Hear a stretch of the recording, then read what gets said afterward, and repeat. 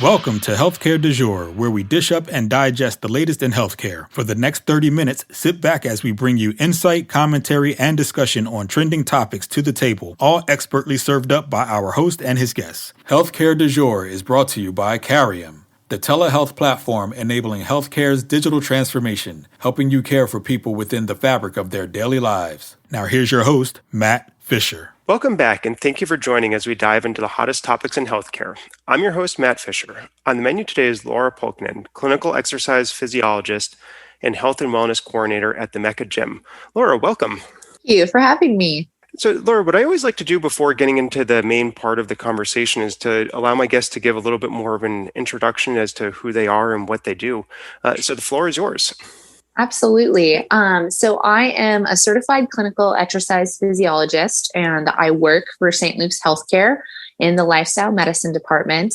And then I'm also the health and wellness coordinator at the Mecca Gym, where I do personal training, health coaching, etc. And I've been doing this for the better part of 10 years. So, Laura, what kind of first got you into the healthcare field? So at first, when I was in college, I knew I wanted to do something just to help people feel better.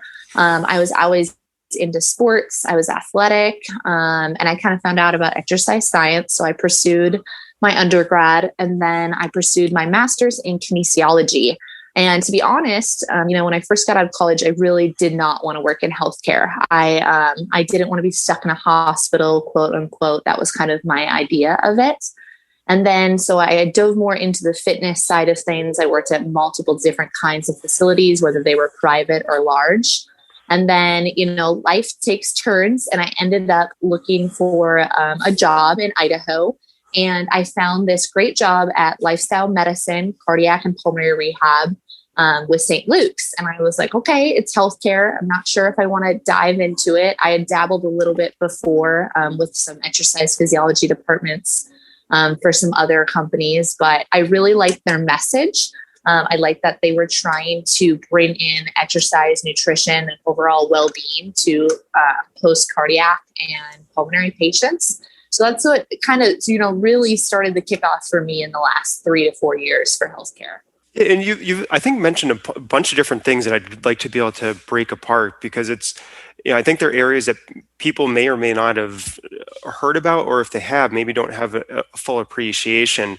And kind of the first couple are kind of your reference to majoring in exercise science and also a focus on kinesiology. So could you kind of give everyone kind of a framing of what that actually means? Yeah, so exercise science can be really a large encompassing. It could be someone who wants to be a phys ed teacher, someone who wants to do research in a lab with biomechanics and how the body moves. And then it can also lead someone more so down the road of like personal training. And with kinesiology, overall, it's a study of the movement of the human body, and it helps you kind of connect all the pieces, the brain, the body, and then overall what our results are going to be. So, and then how does that translate into kind of the healthcare system? Is that kind of looking at physical or occupational therapy or kind of other aspects? So that's one route you can take. Typically, someone might get an undergrad degree in exercise science and then go into PT or OT.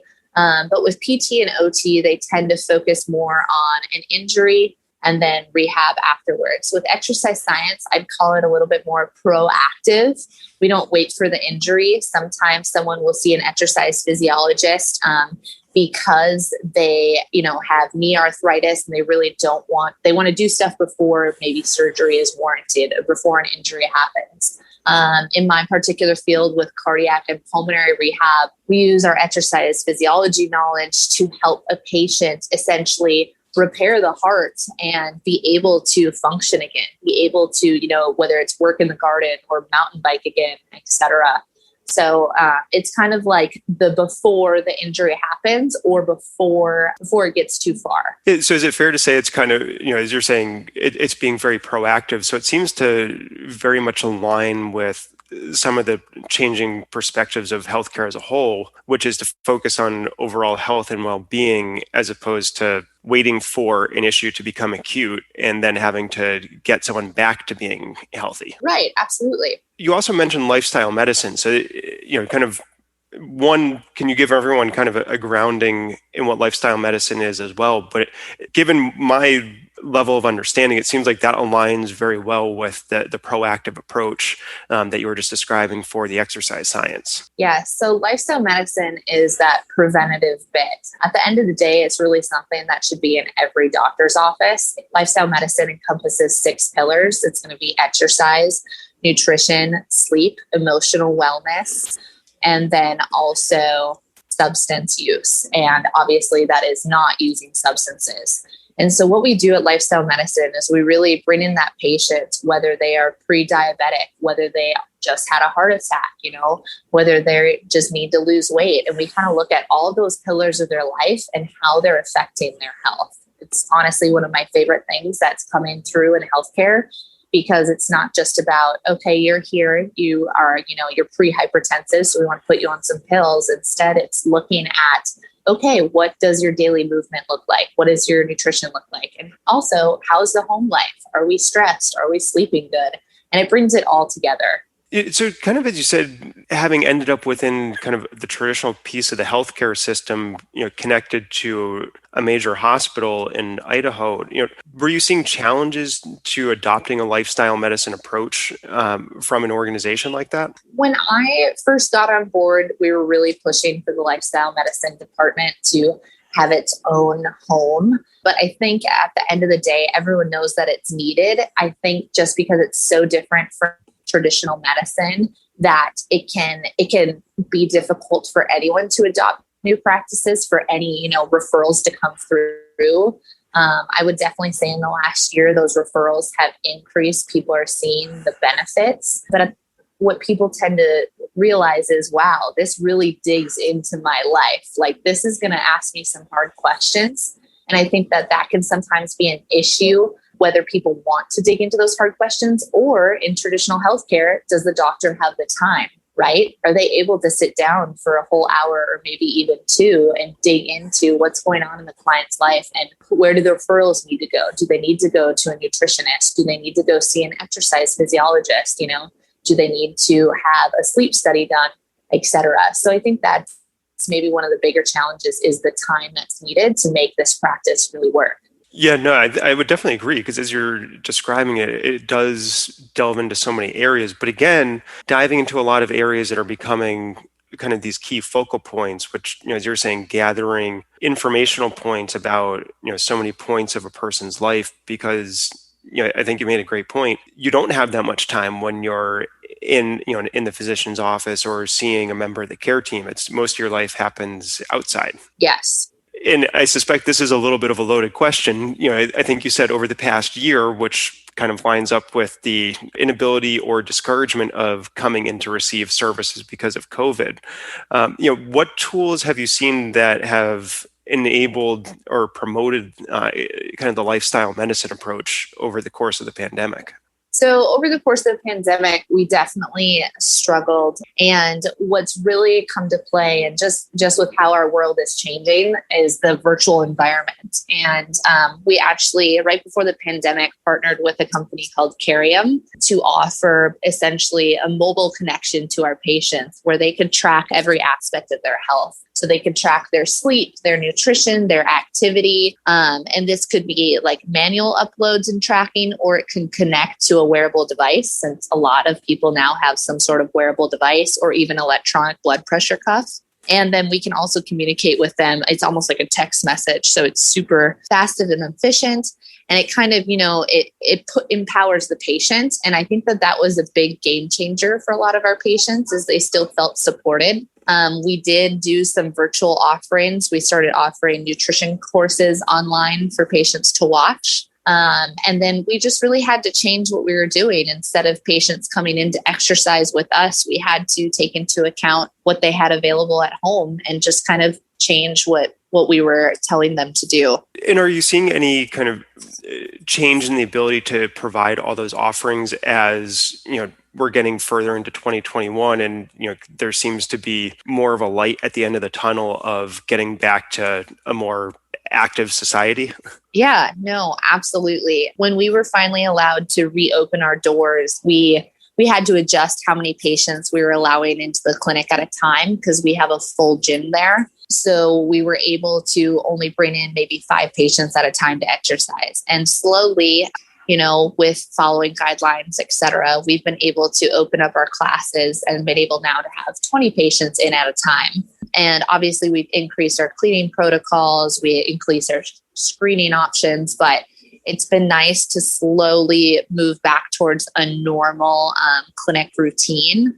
We still have some of our online virtual offerings, but we are able now to, be able to actually interact and see our patients. Yeah, so it kind of sounds like very much, striking a good balance because, I think as you were saying, you found a lot of power that could be delivered, kind of remotely and through the virtual connections. But at the same time, it's still helpful to have those in-person interactions and in-person visits to, I suspect, provide kind of a different form of a check-in point. Absolutely. It offers accountability. It offers that connection with your patients. It offers, when I'm talking to someone on the phone and I ask them how they're doing and maybe they're struggling, your voice definitely changes with empathy. But I think, it goes a long way when someone can see your eyes and your face and read what you're saying to them.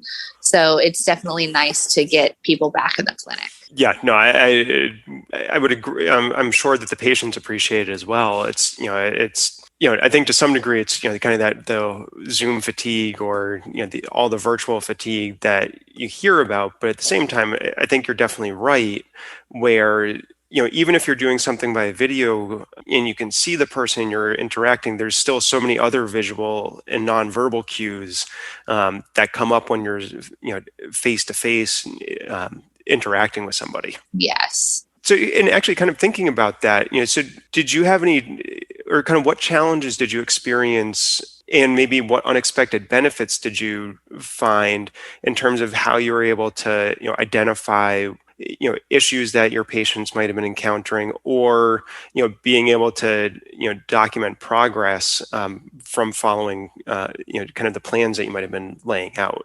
I think that, with being in a virtual environment, a big issue is that since we are not seeing them in person, you are taking the patient's word for how they're doing and how they're progressing.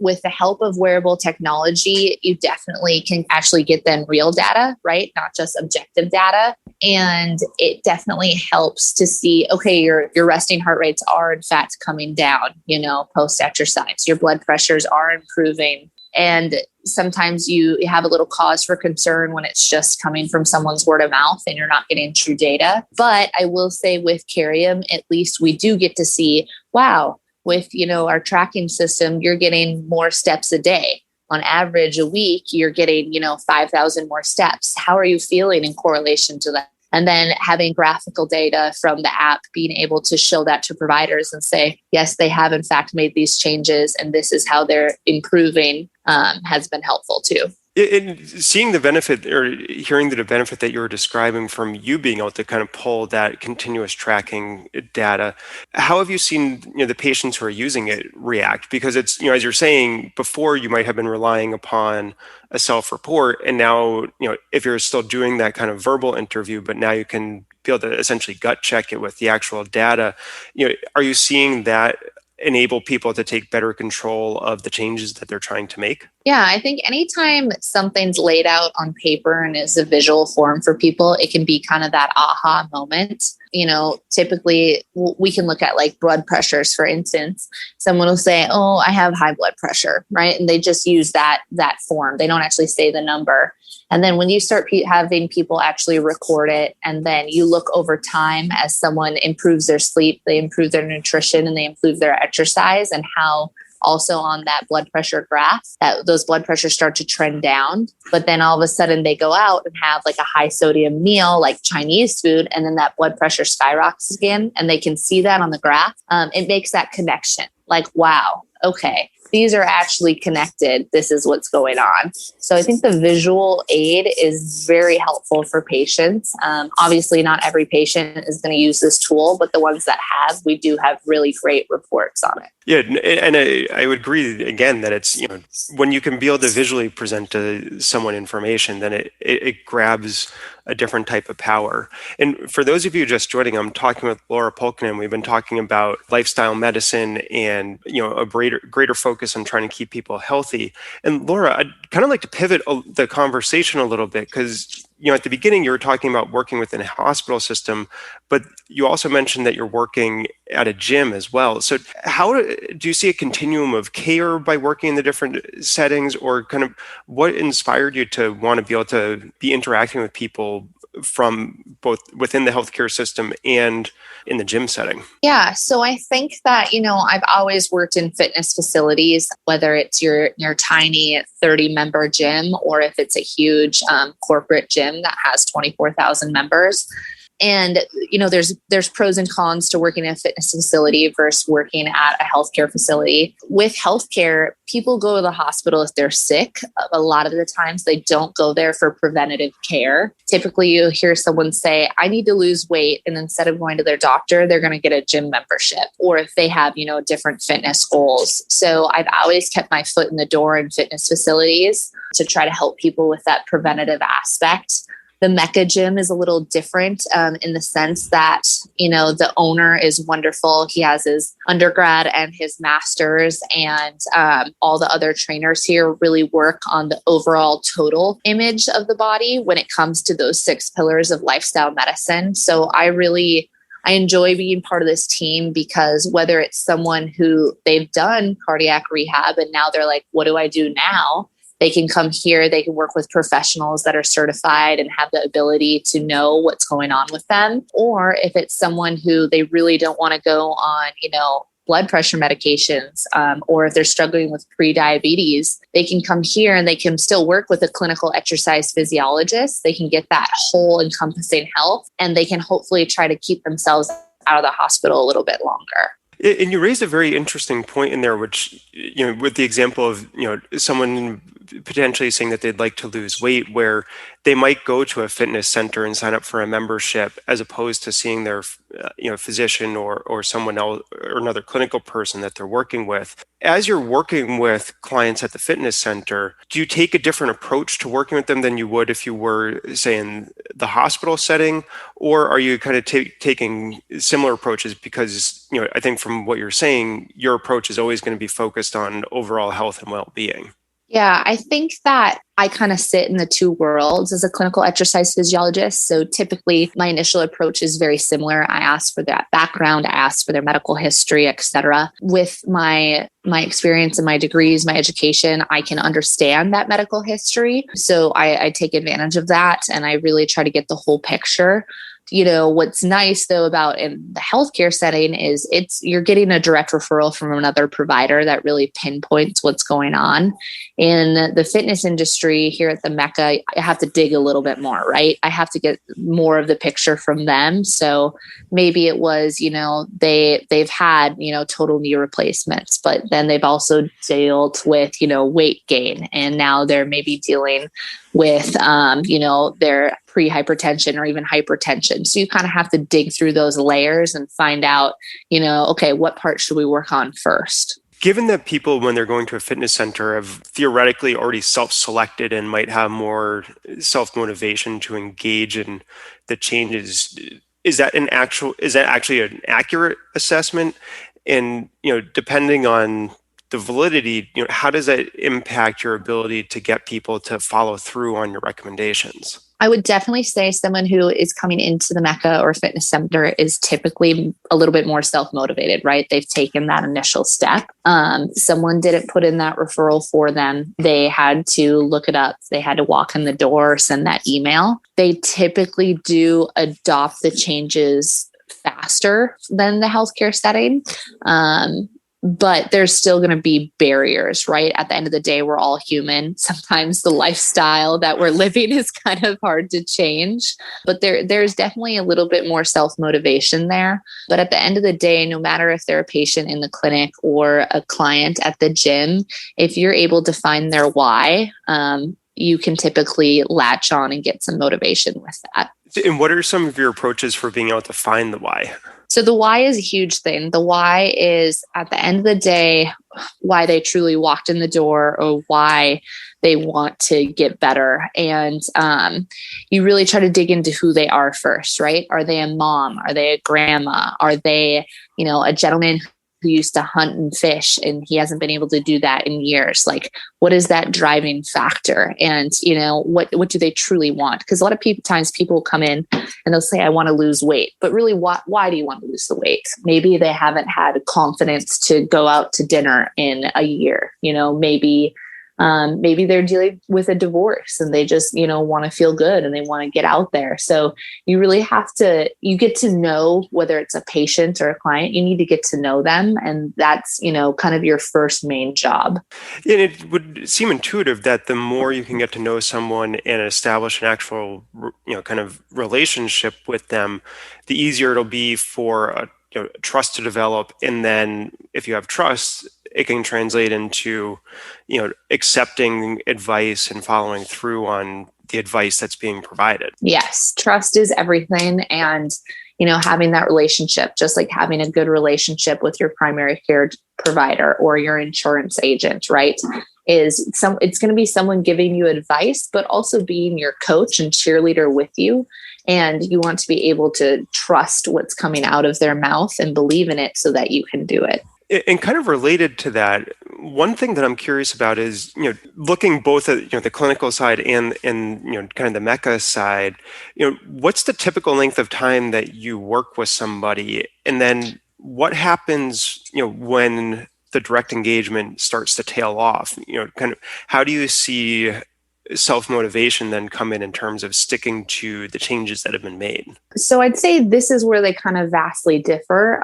In the clinical side, whatever your referral is for, whether it's cardiac rehab, lifestyle medicine, et cetera, nutrition coaching, it typically has a timeline, right? And so it can be anywhere from 36 sessions at a cardiac rehab facility or maybe 3 months of health coaching.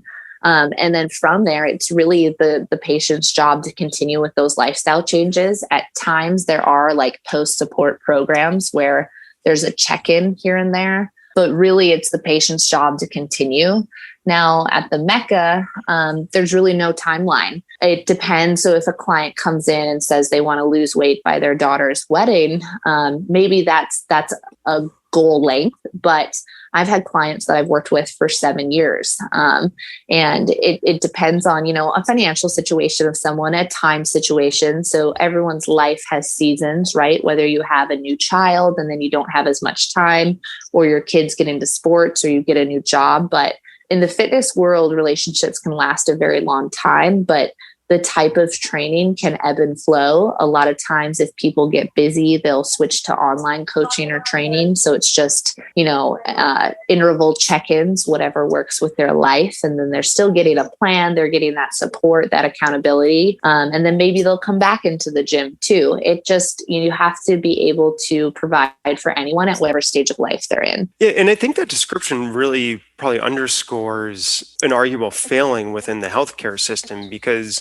from the clinical side, if you're saying that someone was referred over because of a particular issue, I suspect that many of those issues don't just go away when the course of treatment ends. There is always going to be that kind of underlying concern.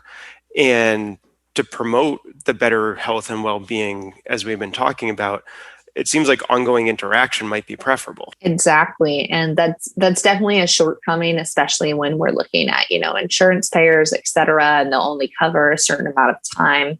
And so one thing that we can offer our patients, which I'm so thankful for, is with the Carium app, they can use that for a lifetime. So they can at least continue to use that tracking device. And once we teach them how to understand the data, they can hopefully use that for motivation.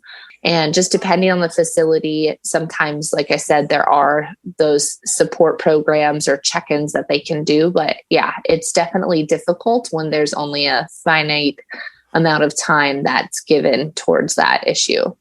Yes, and I'm sure at times you're fighting tooth and nail just to get not even as much time as you would necessarily prefer, but just as much as might be allowable. But Laura, believe it or not, we're already almost at the end of our time. So I'd like to just kind of round out the conversation by asking, if you kind of had a magic wand, how would you like to change how the healthcare system interacts with the individuals coming through the system, as a way to really help get to that goal of better health and well-being that we keep coming back to? Oh, I love this question. I really think that starting at a young age, when you establish a primary care provider, that instead of asking what's bothering you today, asking, so tell me about your activity, tell me about your nutrition, but really digging into those. Typically those questions are asked, but they're, besides writing down the answers, we're not digging into that. And a lot of times we're just giving very generic guidelines like, okay, get 3 to 5 days of exercise, 150 minutes a week. But we need to ask the bigger questions. What's your stress life, your sleep? And then we really need to talk about that lifestyle medicine approach. So ideally at the beginning of, establishing care, and then doing those check-ins every once in a while and asking the hard questions, right? Like, so why hasn't exercise changed? What is the barrier there? I almost feel like every primary care provider would benefit from having a health coach or two in their clinics, so they can, be there to support that, take off that load, and kind of help teach people what healthy living really is. Because at the end of the day, we've really, unfortunately, as a society, I think we've kind of missed the ball on that, and now we're trying to catch up. And it's something we really need to do, especially for our future generations. And no, I think that paints a very hopeful picture, and it optimistically, hopefully the system will keep moving in that direction. But, kind of believe it or not, as I mentioned, we are already out of time. I want to thank my guest, Laura Pulkinen, for a great conversation today. Thank you so much for having me on. And thank you to everyone listening. Keep the dialogue going and connect with me at #HCDEJURE. I'm Matt Fisher. Until next time.